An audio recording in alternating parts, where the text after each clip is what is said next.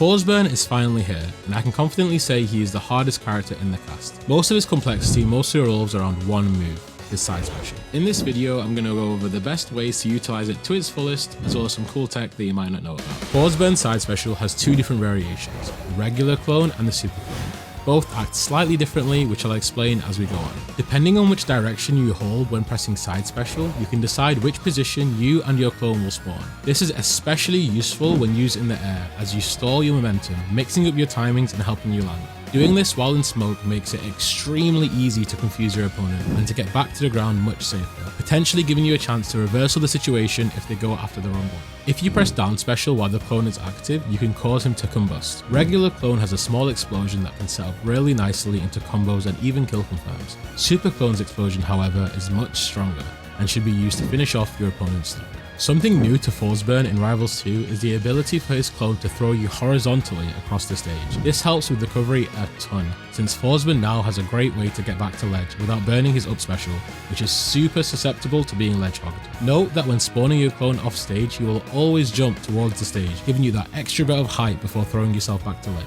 The final thing to keep note of is when your clone inevitably dies, he will always leave behind a single cloud of smoke. This can be really helpful when recovering, as using your up special into the smoke removes all landing lag, letting you act again instantly. If you ever find yourself with some space in neutral, you should use the opportunity to either set up smoke clouds or spawn a clone. It's important to do this with good distance between you and your opponent, since both of these options have a lot of startup. Now, let's look at some of the more unique tech that clone has and how to apply it in a real match. When clone is first spawned, it will charge head first right into your opponent. However, if you press neutral special, it will change its behavior and start running away from them instead. This doesn't really have many good uses outside of pretending to be the clone, which is always very funny. Another thing you can do is force your clone to stay grounded by immediately holding down neutral special after spawning him. At first glance, you might think this is another pointless mechanic, but hear me out. If you do this while your opponent is off stage, the clone charges at them falling off past the ledge, putting them into a really good spot to combust and lead to some crazy edge guards. The main reason you will be using clone is to start your pressure sequence. When you and your clone are on the screen at the same time, it splits your opponent's focus, forcing them to pick an option between attacking the clone or you. If they choose to attack the clone, they leave themselves open to be punished, and if they choose to ignore the clone, you can simply combust the clone in their face and start pushing advantage.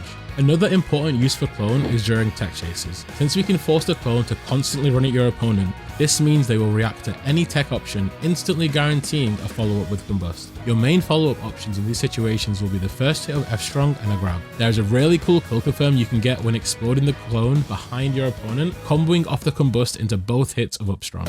Inhaling 3 lots of smoke gives you access to super clone. Since our goal with super clone is to apply pressure and extend combos, we want to make sure we spawn it at the right time to avoid him dying right away to projectiles or the startup frames. To make it as safe as possible, you should look to use clone after landing a grab or just outside of their burst range. Unlike regular clone, super clone will not disappear once you get hit, meaning you can even shield him if you choose to appear on the side towards your opponent. If you press neutral special while super clone is active, it will force him to use an attack that he thinks is best for his current situation. You will find out that more often than not, he will be using dash attack, forward tilt or forward air. This essentially allows you to do double combos on your own, racking up a ton of percent. As mentioned previously, super clone also gets the added bonus of a much stronger combust. This gives you access to some really cheap setups and shield breaks. One example of this would be doing down air, super combust into down strong to instantly break your opponent's shield. Overall, Forsburn's side special has so many different uses for all types of situations. The more you play the game, the more confident you'll get with clone, and I'm sure you'll get the hang of it in no time.